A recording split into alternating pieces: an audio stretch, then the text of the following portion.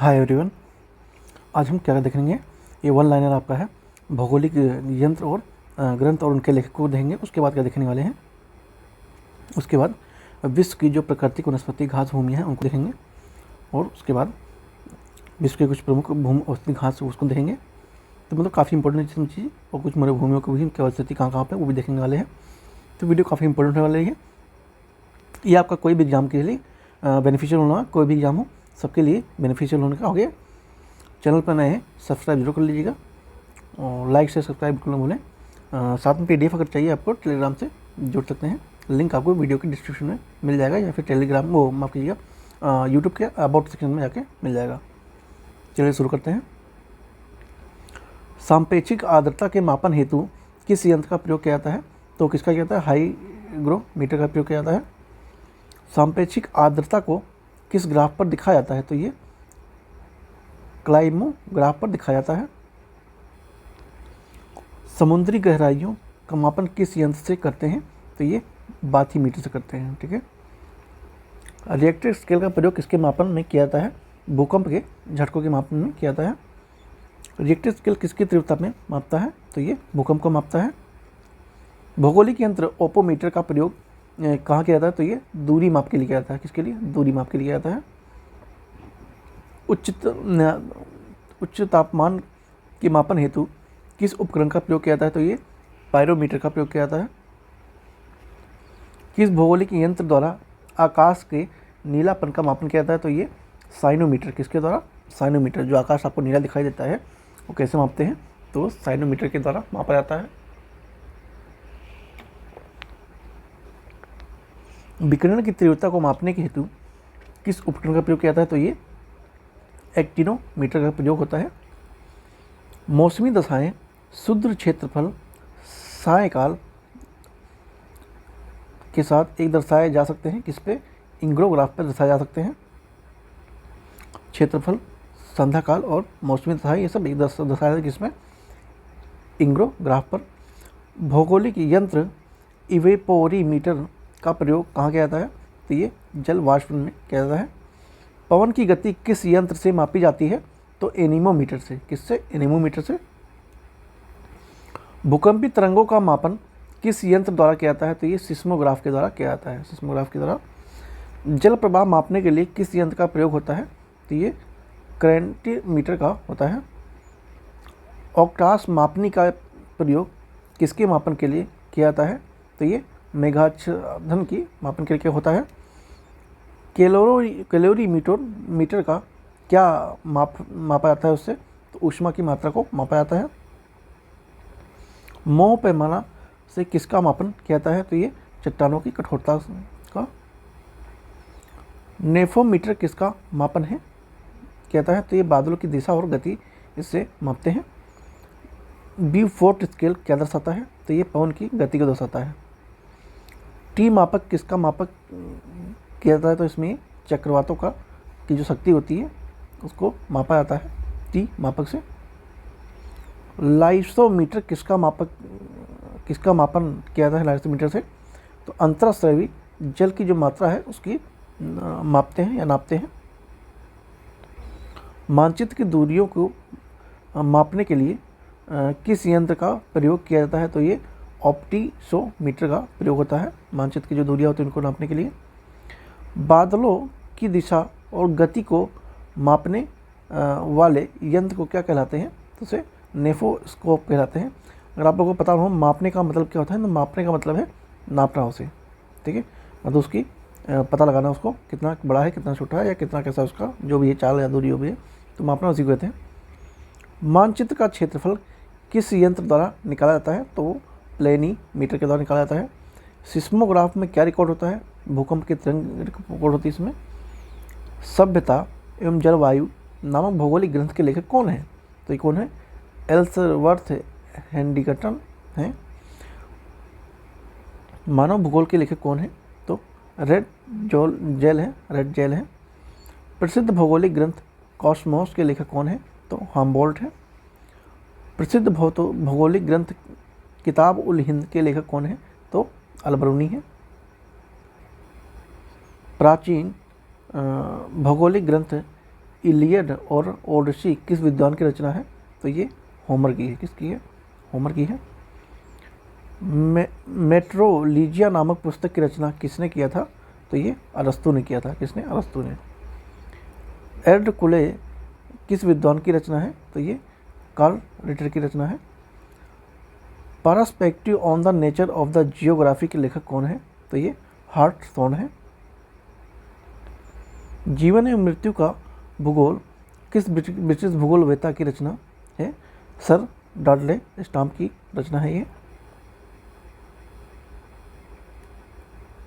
Next चलते हैं। विश्व की प्राकृतिक वनस्पतियों एवं घास भूमियाँ कौन सी हैं?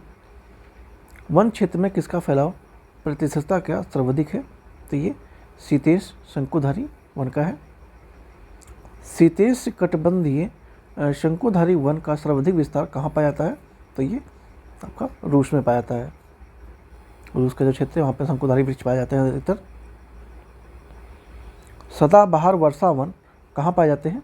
तो ये ब्राज़ील में मिलते हैं। किस क्षेत्र में सदाबहार वन पाए जाते हैं? विषुवतीय क्षेत्र जो होता है वहाँ पे मिलता है। कहाँ विस्तृत अयनवर्तीय वन पाए जाते हैं? तो ये कॉन्गो बेसिन में पाए जाते हैं, कॉन्गो घाटी में। कौन सा विश्व का फेफड़ा के नाम से जानते हैं? तो विषुवतीय वर्षा वन। इसमें से अमेजन का जो वर्षा वन है वो इसके लिए आता है, विश्व फेफड़ा उसको कहा जाता है। विषुवतीय रेखीय वन प्रदेशों में पेड़ों पर चढ़ी लताओं को क्या कहा जाता है? तो उसे कहा जाता है लियाना। ठीक है, ध्यान रखेंगे, लियाना कहते हैं। विषुवतीय रेखीय वन को ब्राज़ील में किस नाम से जाना जाता है? तो सेल वास के नाम से जानते हैं। विषुवतीय रेखीय वर्षा वनों का सबसे बड़ा प्रदेश किस महाद्वीप में है? तो ये दक्षिणी अमेरिका में है। ठीक है, दक्षिणी अमेरिका में है। किस वन में अधिपादम मुख्यतः पाए जाते हैं? तो ये विषुवतीय वनों में पाए जाते हैं। किसमें? विषुवतीय वनों में। प्राकृतिक वनस्पति का सर्वाधिक विकसित क्षेत्र कौन सा है? तो पतझड़ वन है। कौन सा है? पतझड़ वन है। किस वनों में प्राणियों और पादपों की जातियों की अधिकतम विविधता मिलती है? तो ये उष्ण कटिबंधीय वनों में पाया जाता है। ठीक है। किस क्षेत्र में सबसे अधिक टैगा वन पाए जाते हैं? साइबेरिया में पाए जाते हैं। कहाँ? साइबेरिया में। किस प्रकार के वनों में स्प्रूस, फर और चीड़ मुख्य रूप से पाए जाते हैं? तो ये टैगा वनों में पाए जाते हैं, टैगा फॉरेस्ट। किसे शीतोष्ण कटिबंधीय चौड़ी पत्ती वाले सदा पर्णपाती वन क्या कहते हैं? तो जो भूमध्य सागर पे वन होते हैं वो ऐसे होते हैं, शीतोष्ण कटिबंधीय चौड़ी पत्ते वाले सदा पर्णपाती वन। उष्णकटिबंधीय मरुभूमियों में मिलने वाली बबूल, कैक्टस आदि वनस्पतियों को क्या कहा जाता है? तो इन्हें क्या कहता है? जीरोफाइट कहते हैं। ठीक है, जीरोफाइट कहते हैं। मलेरिया की दवा कुनेन किस वृक्ष से प्राप्त होता है? तो ये सिनकोना वृक्ष से प्राप्त होता है। कहाँ? सिनकोना से प्राप्त होता है। ये वृक्ष का नाम है। ठीक है, सिनकोना। तो यहाँ से कुनेन मिलता है। कुनेन क्या है? मलेरिया की दवा बनाने में काम आता है। किस वन को जंतुओं की दृष्टि से प्राकृतिक प्राणी उद्यान कहा जाता है? तो ये सवाना वन को कहते हैं। किसको? सवाना वन को। सिनकोना के वृक्ष किस वन में पाए जाते हैं? विषुवतीय वन में पाए जाते हैं। किस वन को पृथ्वी ग्रह के फेफड़ों के रूप में जानते हैं? तो अमेजन वर्षा वन को, जैसे कि अभी मैंने ऊपर बताया भी था। मोंटाना वन कहाँ पाए जाते हैं? एंडीज पर्वत की पूर्वी ढाल से पाए जाते हैं। मुलायम लकड़ी के कोणधारी वन मुख्यतः कहाँ पाए जाते हैं? तो ये -50 नॉर्थ एंड -17 नॉर्थ। विश्व के वन क्षेत्र में किस प्रकार वन का फैलाव की प्रतिशतता सर्वाधिक है? तो ये उष्णकटिबंधीय वर्षा वनों का फैलाव सर्वाधिक है। ओक, बीच, वर्च, वालनट, एल्म आदि के वृक्षों किस वन में पाए जाते हैं? तो ये मध्य अक्षांशीय पर्णपाती वन में पाए जाते हैं। किस वन को बोरियल वन के नाम से भी जाना जाता है? तो ये शंकुधारी वन होते हैं आपके, इनको बोरियल वन के नाम से भी जानते हैं। टुंड्रा वनस्पति का सर्वाधिक विस्तार कहाँ पाया जाता है? तो ये आपका उत्तरी अमेरिका में पाया जाता है। कहाँ पे? उत्तरी अमेरिका में। अमेजन नदी घाटी में विश्वतरेखीय उष्णार्ध वन को क्या कहा जाता है? तो शैलवास कहते हैं। क्या? शैलवास। मानसूनी वन को अन्य किस नाम से भी जाना जाता है? तो पर्णपाती के नाम से भी मानसूनी वन को जानते हैं। भूमध्य सागरीय वनों में पाई जाने वाली झाड़ियों को क्या कहा जाता है? तो इन्हें क्या कहते हैं? चापरेल या माकी के नाम से जानते हैं। भूमध्य रेखा के निकट किस तरह के वन पाए जाते हैं? तो उष्णकटिबंधीय वन विस्तार है भूमध्य रेखा के आसपास के क्षेत्रों में। किस प्रकार के वनों का विस्तार केवल उत्तरी गोलार्ध में पाया जाता है? तो कौन से वन मिलते हैं वहाँ? समशीतोष्ण कोणधारी वन का विस्तार वहाँ मिलता है। साइबेरिया क्षेत्र में समशीतोष्ण कोणधारी वन को किस नाम से जाना जाता है? तो टैंगा के नाम से जानते हैं। किसे? टैंगा। शंकुधारी वन किस क्षेत्र में पाए जाते हैं? शीतोष्ण क्षेत्र में पाए जाते हैं। विश्व के भूभाग के लगभग कितने भाग पर घास भूमियों का विस्तार पाया जाता है? तो ये 1/5 भाग पे मिलता है। पेडंग क्या है? दक्षिणी पूर्व एशियाई उष्णकटिबंधीय घास भूमि, ये को पेडंग कहते हैं। सवाना का घास मैदान कहाँ पे अवस्थित है? तो ये अफ्रीका में है। कहाँ पे है? अफ्रीका में है। ठीक है। किस क्षेत्र के चारागाह को वेल्ड कहा जाता है? दक्षिणी अफ्रीका के। कनाडा के मध्य अक्षांशीय घास के मैदान को क्या कहते हैं? तो इन्हें प्रेरी के नाम से जानते हैं। प्रेरी का घास स्थल। ऑस्ट्रेलिया में पाए जाने वाले शीतोष्ण कटिबंधीय घास के मैदान को क्या कहा जाता है? तो डाउन्स कहते हैं उसे। अर्जेंटीना में पाए जाने वाले शीतोष्ण कटिबंधीय घास के मैदान को क्या कहा जाता है? तो पंपास कहते हैं। ठीक है, पंपास। दक्षिणी अफ्रीका में पाए जाने वाली शीतोष्ण कटिबंधीय घास भूमियों को क्या कहा जाता है? तो उन्हें वेल्ड कहते हैं। क्या कहते हैं? वेल्ड कहते हैं। उत्तरी अमेरिका और दक्षिणी अमेरिका, उत्तरी और दक्षिणी यूरेशिया के आर्कटिक क्षेत्र को पड़ने वाले वृक्ष विहीन घास के मैदान को क्या कहा जाता है? तो उसे स्टेपी कहते हैं। ठीक है, स्टेपी कहते हैं। स्टेपी कहाँ पे स्थित है? उत्तरी अमेरिका और उत्तरी यूरेशिया के आर्कटिक क्षेत्र में पड़ने वाले जो घास के मैदान हैं उनको स्टेपी कहते हैं। पंपास एवं स्टेपी किस श्रेणी में आते हैं? तो ये मध्य अक्षांशीय घास भूमि में आते हैं। पटाना नामक उष्णकटिबंधीय घास के मैदान किस देश में पाए जाते हैं? तो ये आपका श्रीलंका में मिलता है। कहाँ मिलता है? श्रीलंका में मिलता है। वेनेजुएला में पाए जाने वाले उष्ण कटिबंधीय घास के मैदान को क्या कहा जाता है? तो उसे लानोज कहते हैं। क्या कहते हैं? लानोज कहते हैं। अमेजन नदी के दक्षिण में स्थित ब्राज़ील के मैदानी क्षेत्र में पाए जाने वाले उष्णकटिबंधीय घास भूमियों को किस नाम से जाना जाता है? तो इसे कैंपोस के नाम से जानते हैं। किसी कैंपोस के नाम से। दक्षिण अमेरिका के शीतोष्ण घास स्थलों को क्या कहते हैं? जिसे पंपास कहते हैं। कहते हैं पंपास कहते हैं। उत्तरी अमेरिका के शीतोष्ण घास मैदान को किस नाम से जानते हैं? तो इसे प्रेरी के नाम से जानते हैं। किसे? प्रेरी के नाम से जानते हैं। अब देखते हैं विश्व की कुछ प्रमुख घास भूमि और उनकी अवस्थिति कहाँ पे है। ज्योग्राफी का क्वेश्चन है, इंपॉर्टेंट है, आता है, ध्यान से सुनेंगे। जो कैंपास घास भूमि है वो ब्राज़ील में मिलता है। पटाना या श्रीलंका में है। कैंटरबरी ये न्यूजीलैंड में पाई जाती है। लेनोस वेनेजुएला और कोलंबिया में मिलता है। जो प्रेरी है ये भी हमने देखा भी है, उत्तरी अमेरिका और कनाडा में मिलता है। वेल्ट ये दक्षिण अफ्रीका का है। सवाना का घास स्थान ये आपका अफ्रीका, एशिया, ऑस्ट्रेलिया तीनों महाद्वीपों में मिलता है। शैलवास ये आपका दक्षिणी अमेरिका और अमेजन का बेसिन का जो क्षेत्र है उस एरिया में देखने को मिलता है। कंटिंगा ये ब्राज़ील में मिलता है। पंपास अर्जेंटीना में मिलता है। डाउन्स ये आपका ऑस्ट्रेलिया में देखने को मिलता है। पेडंग घास भूमि ये मलेशिया में जो है उसको कहते हैं।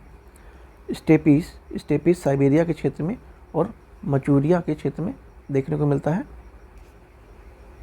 ठीक है। उसके बाद पार्कलैंड दक्षिण अफ्रीका का है, और जो पुस्तेज है ये हंगरी में मिलता है, घास का मैदान। और उसके बाद कुछ विश्व की मरुभूमि और उनकी अवस्थिति देखते हैं कहाँ कहाँ है। यहाँ पे मरुभूमियाँ हैं इस साइड में, और ये अवस्थिति है सहारा मरुभूमि। सहारा मरुभूमि कहाँ पे है, तो आपका नाइजर, सूडान, अल्जीरिया, चाड, लीबिया, माली, मरितानिया, ट्यूनीशिया, मिस्र एवं मोरक्को इतने क्षेत्र में सहारा मरुभूमि फैला हुआ है। इसमें अधिकतर देश दक्षिण अफ्रीका के हैं। गोबी मरुस्थल ये मंगोलिया और आंतरिक मंगोलिया यानी कि चाइना के जो आंतरिक मंगोलिया है चाइना, तो ये इस एरिया मिलता है। कालाहारी डेजर्ट या मरुभूमि ये बोत्सवाना मिलता है, ये आपका अफ्रीका में है। बोत्सवाना कहाँ है, अफ्रीका में है, ठीक है, अफ्रीका में है। थार मरुस्थल भारत और पाकिस्तान में है। थार मरुस्थल अटाकामा डेजर्ट, ये मरुभूमि को डेजर्ट कहते हैं। अटाकामा मरुभूमि ये उत्तरी चिली में मिलता है, उत्तरी चिली में। पेंटागोनिया डेजर्ट ये अर्जेंटीना में मिलता है। ऑस्ट्रेलियाई मरुभूमि यानी डेजर्ट ऑस्ट्रेलिया में मिलता है। अब मैं डेजर्ट कहूँगा नहीं, समझ जाएंगे, और मरुभूमि नहीं कहूँगा वाला पर। अरब डेजर्ट ये दक्षिणी अरब, सऊदी अरब और यमन, शियांग प्रांत चीन में तक देखने को मिलता है। सोनोरान मरुभूमि ये एरिजोना एवं कैलिफोर्निया, संयुक्त राज्य अमेरिका, मैक्सिको के क्षेत्र में देखने को मिलता है। क्या मिलता है, सोनोरान डेजर्ट। नाबीब डेजर्ट कहाँ मिलता है, नामीबिया में, जो कि दक्षिणी पश्चिमी अफ्रीका में तक है। काराकुम मरुभूमि ये तुर्कमेनिस्तान में मिलता है। सोमाली समारो डेजर्ट ये आपका सोमालिया में देखने को मिलता है। काइली जुकुम ये उज्बेकिस्तान और कजाकिस्तान में है। दस्त ए लुत मरुभूमि पूर्वी ईरान में देखने को मिलता है। मोजेओ मरुभूमि ये दक्षिणी कैलिफोर्निया, संयुक्त राज्य अमेरिका में देखने को मिलता है। और जो सेचुरा मरुभूमि है डेजर्ट है वो उत्तरी पश्चिमी पेरू की छत पे मिलता है। तो यहाँ पे आपका ये खत्म होता है। आई होप आप लोगों को वीडियो अच्छी लगी हो सब्सक्राइब जरूर कर लीजिएगा। और भी बहुत सारे इसमें एक्टिविटी हुई है, आप चैनल पर जाकर देख सकते हैं। PDF के लिए बता दिया है, टेलीग्राम से जुड़ जाइए, वहाँ पर आपको मिल जाएगी। थैंक यू सो मच, मिलते हैं नेक्स्ट वीडियो में। सी यू सून।